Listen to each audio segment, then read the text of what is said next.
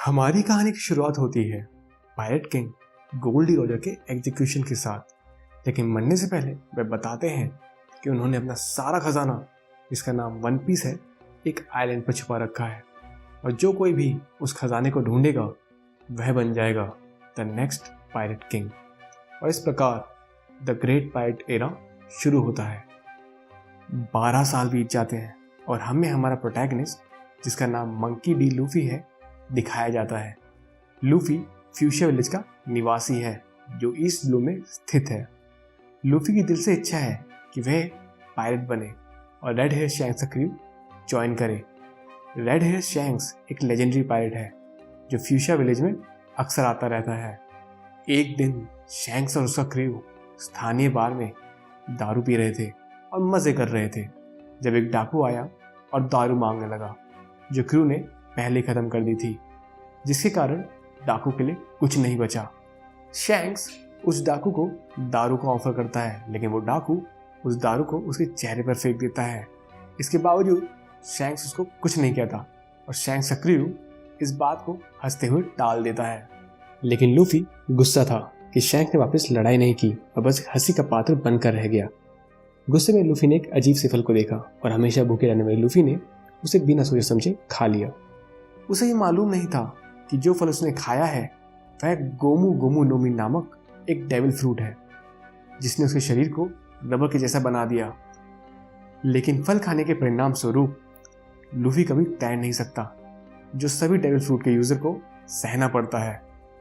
पिछली बातों से अभी भी गुस्सा लूफी उन डाकू से टकरा जाता है और मुसीबत में पड़ जाता है, लेकिन शैंक्स बीच में आता है और उसे बचाता है। इस बीच लकी रियू को उसका पहला किल मिलता है। अपने साथियों को मरता देख वह डाकू लूफी को किडनैप कर लेता है और उसको समुद्र में फेंक देता है। डेविल फ्रूट खाने के कारण लूफी तैर नहीं सकता और डूबने लगता है। साथ ही में एक सी किंग उस पर अटैक कर देता है। शैंक्स लूफी को बचा लेता है और सी किंग को डराकर भगा देता है अपनी एम्परर हाकी से। लेकिन इस बीच वह अपना बायां हाथ खो देता है। जब शैंक्स और उसका क्रू जाने वाले होते हैं तो लूफी शैंक्स से कहता है कि वह एक पायरेट बनेगा और न केवल शैंक्स को सरपास करेगा बल्कि अगला पायरेट किंग बनेगा। शैंक्स उसको अपनी आइकॉनिक स्ट्रॉ हैट देता है और अलविदा कहता है। 10 साल बीत जाते हैं। लूफी फाइनली तैयार है अपने सफर के लिए। उसका पहला काम है उस सी किंग को पंच मारना जिसने शैंक के हाथ को खाया था, और इस तरह वह अपनी लेजेंडरी जर्नी की शुरुआत करता है। लेकिन उसे जल्द ही यह अनुभव होता है कि उसे पायरेट किंग बनने के लिए एक क्रू चाहिए। वह ये सोच ही रहा होता है कि उसकी नाव एक पानी के भंवंडर में फंस जाती है और वह अपने आप को एक पायरेट शिप में पाता है। वहाँ वह एक काम करने वाले लड़के कोबी से मिलता है और हमें हमारी सीरीज की पहली विलन अल्वीडिया मिलती है। अल्वीडिया एक बहुत विशाल पायरेट है जो कोबी को बहुत सताती है। लूफी कोबी को अल्वीडिया के गुस्से से बचाता है और कोबी उसको चार्ल्स टाउन का रास्ता दिखाता है, जहां उसका प्लान है एक फेमस बाउंटी हंटर स्वॉर्डमैन रोरोना जोरो को रिक्रूट करने का। लूफी और कोबी चार्ल्स टाउन पहुंचते हैं, जहां उनको पता चलता है कि ये शहर एक नेवी कैप्टन जिसका नाम एक्स हैंड मॉर्गन है उसके तानाशाह राज में है। लूफी और कोबी मिलकर जोरो को जेल से छुड़ाने के लिए निकल पड़ते हैं, लेकिन वहाँ उनकी मुलाकात एक लड़की से होती है जो जोरो के लिए खाना लाती है। वह उनको बताती है कि जोरो ने हेलमेपो के भेड़िए से उस लड़की को बचाया था और इस वजह से वो मुसीबत में पड़ गया। हेलमेपो ने वादा किया कि वो जोरो को जीवित छोड़ देगा अगर वह 30 दिनों तक एक पोल से बंधा रहा, लेकिन हेलमेपो ने झूठ बोला और वह जोरो को मारना चाहता है। लूफी गुस्से में आकर हेलमेपो को एक पंच मारता है और फैसला करता है कि वह जोरो को रिक्रूट करेगा। तभी वह जोरो की तलवारें लेने चला जाता है। इसी बीच हमें जोरो की कहानी सुनाई जाती है। हमें यह पता चलता है कि जोरो बहुत ही बेहतरीन स्वॉर्डमैन है और वह दुनिया का सबसे बेस्ट स्वॉर्डमैन बनना चाहता है। ये सब वह अपनी दोस्त करीना की याद में कर रहा है, जो ये सपने को पूरा नहीं कर पाई क्योंकि करीना की मौत हो गई थी। करीना की मौत ने उसके अंदर एक स्ट्रॉन्ग इच्छा पैदा कर दी दुनिया का बेस्ट स्वॉर्डमैन बनने की, और वह यह सपना पूरा करेगा, ना केवल अपने लिए बल्कि अपनी दोस्त करीना के लिए भी। लूफी ने जोरो की तलवारें लाने के लिए एक प्लान बनाया और उसने जोरो से कहा कि वह उसे तलवारें तभी वापस देगा अगर जोरो उसे क्रू में शामिल होगा। जोरो एक सरल आदमी था और अतः सहमत हो गया। मिलकर उन्होंने कैप्टन मॉर्गन को हराया। कैप्टन मॉर्गन को हराने के बाद लूफी और जोरो ने शहर छोड़ने का फैसला किया, लेकिन कोबी जो एक नेवी ऑफिसर बनना चाहता था उसने शहर में रहने का फैसला किया और अपने सपनों को पूरा करने के लिए नेवी में शामिल हुआ। लूफी और जोरो ऑरेंज टाउन पहुंचते हैं, जहां उनकी मुलाकात नामी से होती है, जो एक चोर है। वह पायरेट से नफरत करती है लेकिन पैसे और टैंजरीन से प्यार करती है। नामी बताती है कि उसको एक आइलैंड खरीदना है और उसने एक पायरेट जिसका नाम बग्गी द क्लाउन है उसका ट्रेजर मैप चुरा रखा है। बग्गी एक डेविल फ्रूट यूज़र है जिसने 12 नोमी फ्रूट खाया है और वह अपनी बॉडी के अलग अलग हिस्से करके उनको कंट्रोल कर सकता है। दिलचस्प बात यह है कि बग्गी भी रॉजर पायरेट्स क्रू का सदस्य था, बिल्कुल लूफी के रोल मॉडल शैंक्स की तरह। नामी लूफी को बग्गी के पास ले जाती है और झूठा दावा करती है कि लूफी ने ही ट्रेजर मैप चुराया है। तब बग्गी नामी से कहता है कि अगर वह उसका क्रू ज्वाइन करना चाहती है तो वह लूफी को मार दे, लेकिन नामी उसकी बात नहीं मानती। लूफी, जोरो और नामी मिलकर ऑरेंज टाउन को बचाने का प्लान बनाते हैं। जोरो एक यूनिक साइक्लिस्ट को हराता है जबकि लूफी बग्गी के अलग अलग हिस्सों को दूर फेंक देता है। साथ मिलकर वे शहर को बचाते हैं। ऑरेंज टाउन के इंसिडेंट के बाद नामी, लूफी और जोरो एक साथ एक टेम्पररी अलायंस बनाते हैं। साथ मिलकर वे सीरिया विलेज के लिए निकलते हैं, ग्रैंडलैंड के सफ़र के लिए एक शिप खोजने।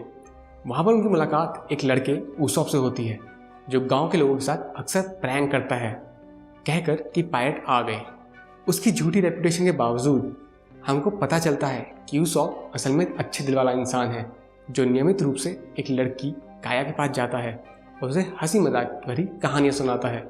अब यह ग्रुप नाव खोजने के लिए काया की हवेली में जाता है तो उन्हें एक आदमी कूरो मिलता है जो ऊसॉप के पिता के बारे में बुरा भला बोलता है।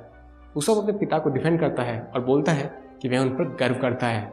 लूफी और ऊसॉप फिर ऊसॉप के पिता के बारे में बात करते हैं जो रेड हेयर शैंक पायरेट का क्रू मेंबर है और लूफी उनसे बचपन में मिला था।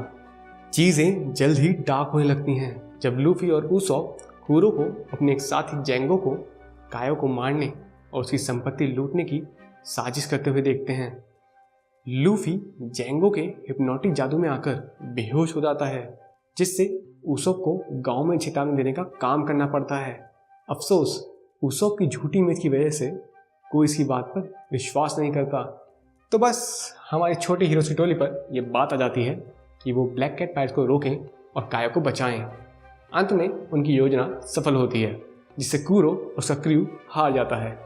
गांव को बचाने के लिए as a reward straw hats को गोइंग मैरी नाम का एक जहाज दिया जाता है जो उनको ग्रैंडलैंड के सफ़र पर ले जाएगा। लूफी ऊसॉप को अपने क्रू में शामिल होने का इनविटेशन देता है और ऊसॉप को सपना होता है कि वह अपने पिता की तरह एक बहादुर समुद्री योद्धा बने और वो उनका क्रू ज्वाइन करता है। अब हमारा क्रू निकल पड़ता है अगले सफ़र पर। सफ़र पर उनकी मुलाकात होती है मरीन लेफ्टिनेंट फुल बॉडी से जो उनकी शिप को डुबाने की कोशिश करता है, लेकिन लूफी उसकी कैनन को बाराटी की डायरेक्शन में भेज देता है जिससे रेस्टोरेंट का नुकसान होता है और उसके रेस्टोरेंट के मालिक को चोट लगती है। सज़ा के तौर पर लूफी को वहाँ 1 साल तक काम करना है जब तक वह नुकसान की भरपाई न कर पाए। वहाँ लूफी की मुलाकात सांजी से होती है जिसका ड्रीम है ऑल ब्लू को ढूंढना। ऑल ब्लू एक पैच ऑफ वाटर है जहाँ हर प्रकार की फिश मिलती है और रेस्टोरेंट के मालिक का नाम जेफ है जो एक एक्स पायरेट है। जेफ ने सांजी को बचपन में बचाया था। तो हुआ यह था कि जेफ और सांजी दोनों एक आइलैंड पर फंस गए थे और जेफ ने सांजी को अपना सारा खाना दे दिया था और जिंदा रहने के लिए खुद का पैर काट कर खा लिया था। शौक लगा ना? मुझे भी लगा था। जो सोच रहे हैं कि जेफ ने सांजी को बचाते हुए अपना पैर खोया था, ऐसा नहीं है। उसने खुद अपना पैर काटा और खा लिया। बाद में गिन, डॉन क्रीक पायरेट क्रू का एक मेंबर रेस्टोरेंट आता है और खाने की डिमांड करता है, लेकिन उसको धक्के मारकर बाहर निकाल देते हैं। लेकिन सांजी उसको खाना खिलाता है। गिन अपने कैप्टन को बुलाने चला जाता है और 2 दिन बाद डॉन क्रीक वहाँ आता है और अपने क्रू के लिए 100 मील्स की डिमांड करता है। सारे कुक सांजी का विरोध करते हैं, लेकिन जेफ खाना बनाने के लिए रेडी हो जाता है, लेकिन सब कुक्स को लड़ाई के लिए प्रिपेयर होने को बोलता है। इससे पहले कुछ हो पाता, हमें वर्ल्ड का ग्रेटेस्ट स्वॉर्डमैन ड्रैकियोनी मीहॉक को दिखाया जाता है जो कि one of the 7 warlord of the sea है। जोरो उसको चैलेंज करता है, लेकिन मीहॉक उसको बड़ी आसानी से हरा देता है। वो भी बस एक छोटे से नाइफ से। लेकिन वो जोरो से इंप्रेस होकर उसको जिंदा छोड़ देता है और उसको चुनौती देता है कि वह उससे ज़्यादा ताकतवर स्वॉर्डमैन बन के दिखाए। जोरो लूफी से माफ़ी मांगता है और अपने आप से वादा करता है कि जब तक वो मीहॉक को नहीं हरा देता वो किसी और से नहीं हारेगा। जब ये सब हो रहा होता है तो नामी गोइंग मैरी और सारा खजाना लेकर भाग जाती है और जोरो और उसॉप उसके पीछे जाते हैं। लूफी बेराटी में ही रहता है और डॉन क्रीक से लड़ाई करता है। एक लंबी फाइट के बाद लूफी डॉन क्रीक को हरा देता है और उसको एक नया साथी सांजी मिलता है। अब लूफी और सांजी नामी के पीछे कोकोयाशी विलेज जाते हैं, उसके होम टाउन। वहाँ जाकर उनको पता चलता है कि कोकोयाशी विलेज एक फिशरमैन आर्लोंग के तानाशाह राज में है, जिसने नामी की माँ बेलामीर का कत्ल किया और नामी को पायरेसी की जिंदगी में धकेल दिया और नामी से वादा किया कि वो कोकोयाशी विलेज को छोड़ देगा अगर नामी उसको 100 मिलियन बेरीज दे दे। एक अमाउंट जो नामी बहुत करीब है कमाने के, लेकिन आर्लोंग उसको धोखा देता है और उसका सारा पैसा हड़प लेता है। सब कुछ खो जाने के बाद नामी लूफी से मदद मांगती है और लूफी हाँ कर देता है। लूफी, जोरो, सांजी और उसॉप आर्लोंग पार्क जाते हैं आर्लोंग को हराने।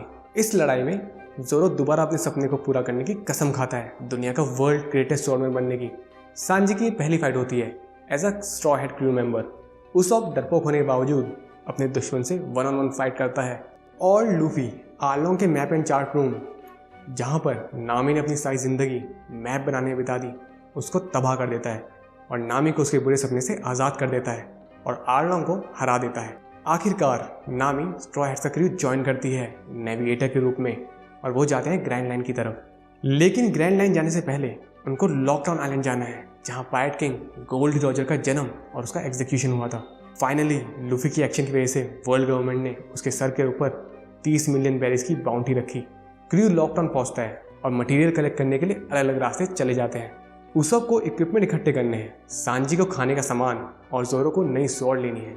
लूफी एग्जीक्यूशन ग्राउंड जाता है जहाँ पर रॉजर का एग्जीक्यूशन किया था। एक रैंडम आइलैंड पर मीहॉक शैंक से मिलता है और लूफी की बाउंड्री के बारे में इन्फॉर्म करता है। लॉकडाउन में जोरो ताशिगी से मिलता है जो उसको करीना की याद दिलाती है। वो स्वॉर्ड शॉप पे बात करते हैं और जोरो को 2 नई ब्लेड मिलती हैं, सांदाई किरेत्सु और युबाशुरी।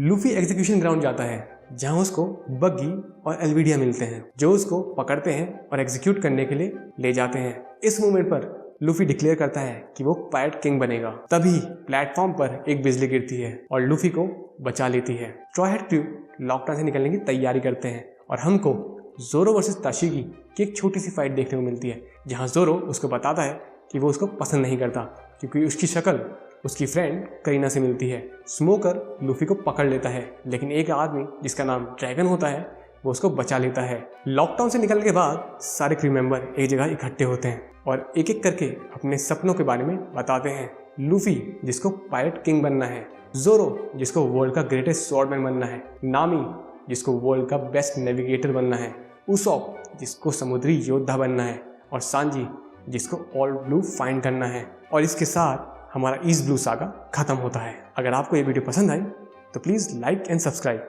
आगे और भी सागा आने वाले हैं।